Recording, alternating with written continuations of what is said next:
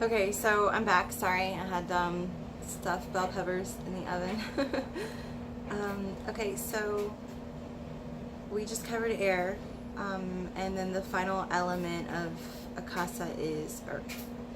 And earth is the polarity to air, both of which were born from the chemical reaction of the balance of fire and water, born as twins of balance themselves. So what could balance itself? Only earth. Only physicality. Only limitation as strong as is in earth. Earth is a feminine energy because air is a masculine energy, and there you have balance. Okay, so just gonna go into it. Earth. One good effect deserves another. Air's counterpart, or polarization, is inevitably earth. She is Akasa's way to give the other elements density and therefore experience growth. All things on the earthly plane clothe themselves in her matter. Matter is really just balls of energy which have the potential to become anything, but collect together to provide us the opportunity for growth through interaction. This plane is a training field. It is a playground. It is a place where we can go as newly formed spirits to learn and experiment with our ideas and our emotions. The lower levels of the astral plane have the same earth as their playing field, but lack the matter with which to engage our plane. This is a comfort to spirit as he descends into physicality, as well as when he ascends back up after the death of the body.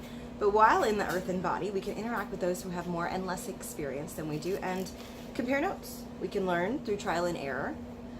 We can make soul connections. Earth is our 15 minutes of fame, our growing pains, our life lessons. But above all, earth is transition. Just like air above all is discernment, earth above all is transition.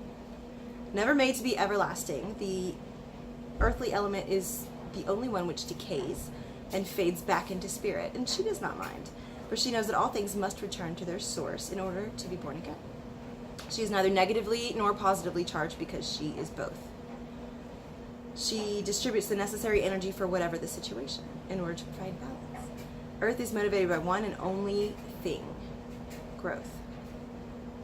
She inspires air to work hard at keeping her energies in harmony because, like any intelligent woman, she is unpredictable.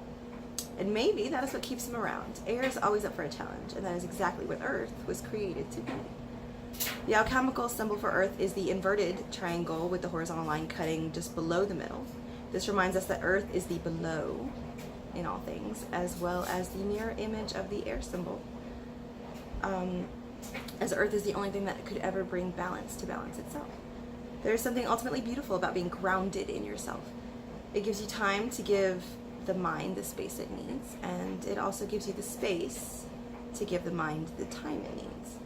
In the body, the earthen element is the bone, the tissue, the materials, all things which support the other elements. On a larger scale, the earthly element provides boundaries to the other elements by setting rules like space, time, weight, and measure. The cardinal direction assigned to Earth is north. Like the North Star, Earth's best quality is her dependability. Earth signs are the multi-talented Taurus, the kind-hearted Virgo, and the ever-mischievous Capricorn. All express this quality. They are givers, but seldom give past the point of appreciation. In the tarot, the earthly element is represented by the suit of pentacles, or coins, and the suit of diamonds in the playing deck. These are symbols of things that are momentary and illusionary.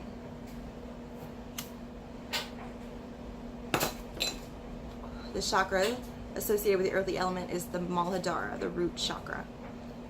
This vortex of energy is located at the base of the spine, at the tailbone, and is concerned with the most basic energies such as security and physical needs. It is also the only chakra which opens down toward the earth. It is through the chakra which we ground ourselves in meditation. In the cross cipher of the Tetragrammaton, the earthly element is the second hay, or the opened window stationed at the right arm of the cross. And on the Kabbalistic tree of life, the earthly element is ruler of the Asaya realm, whose only job is to guide and manage the energies of the physical plane or kingdom. So we went over the Absolute realm, and it's in the Dominion of Fire, and we went over the realm of Bria, which is water's domain, and we went over the realm of Yetzirah, which is air, and finally you have the realm of Earth, which is Asaya, and Asaya is legitimately one thing. You know, it's not a triangle of energies building more things. This is it. This is the last thing, you know.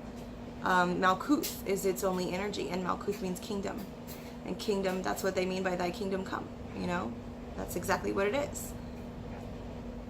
When the kingdom comes, you've been through the gateway. You in the womb now. You in physicality. You got you a body on the way. You know, you're coming into this plane, and you're gonna experience things, and you're gonna learn, and you're gonna grow the spirit through physical interaction with physical plane shit.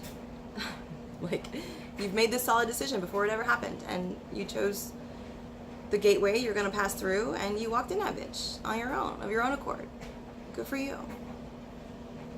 When you get here, you know, it's only one way in, one way out, so it's, you know, thankfully you don't have to go out the way you came in, but, you know, there's only one way in, and the body starts to decay as soon as it's born, but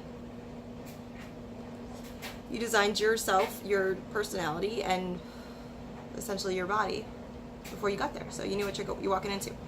When you get there, though, you forget, and it's not that you don't still have that knowledge, it's that you can't access it, because you literally put yourself in a realm of limitation. The limitation of Earth is like, you can't fly, you gotta walk, you know. It's like the spirit travels at the speed of thought. You think of a person and instantly you're in front of them. You think of the beach and instantly you're there.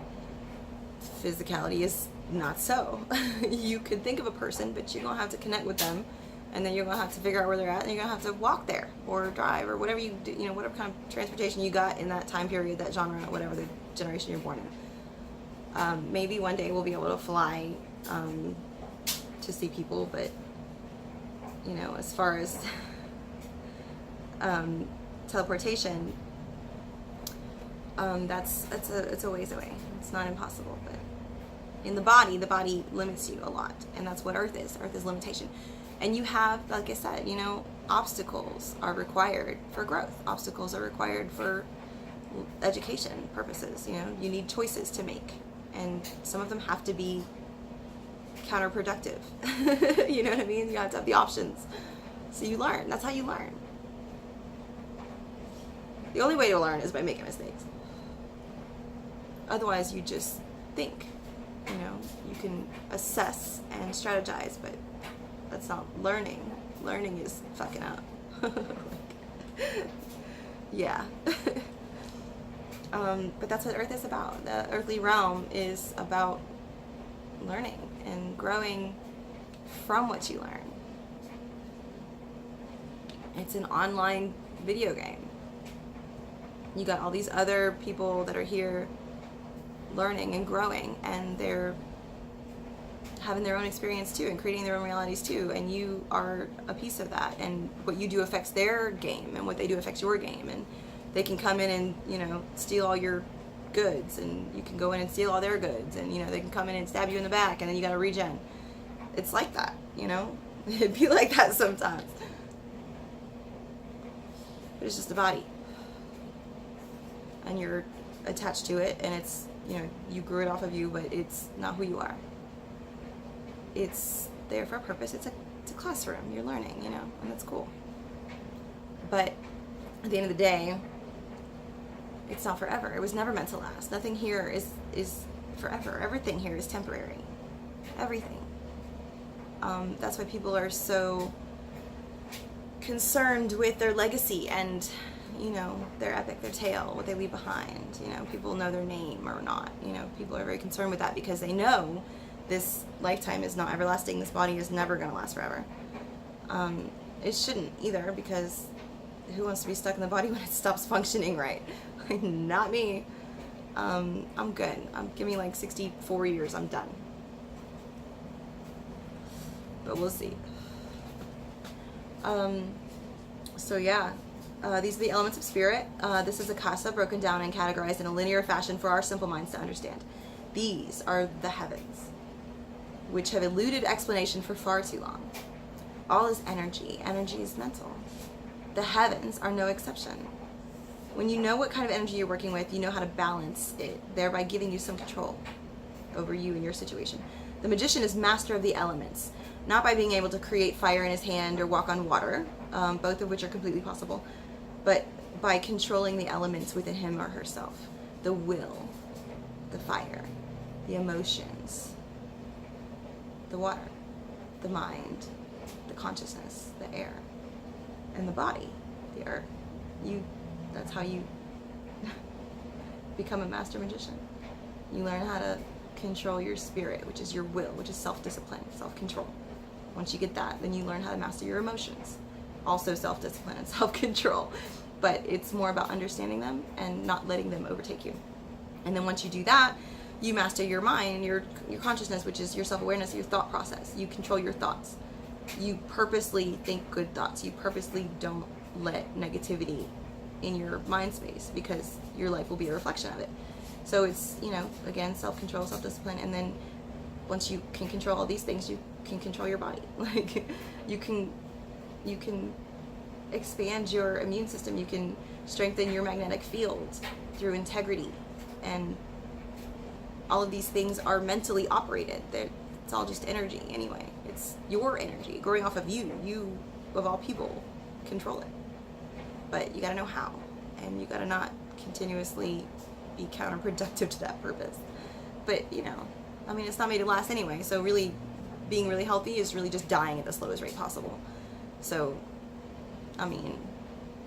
yeah, die at the slowest rate possible. But don't be afraid. It's gonna happen whether you want it to or not. Sorry, buddy. Okay, so yeah, these are the elements of spirit, and accidentally also the realms of Kabbalah. But we'll get into Kabbalah in the next chapter. So all we have left of chapter 4 is the chakras. So I gotta go to work here in a minute, so we'll do that another time.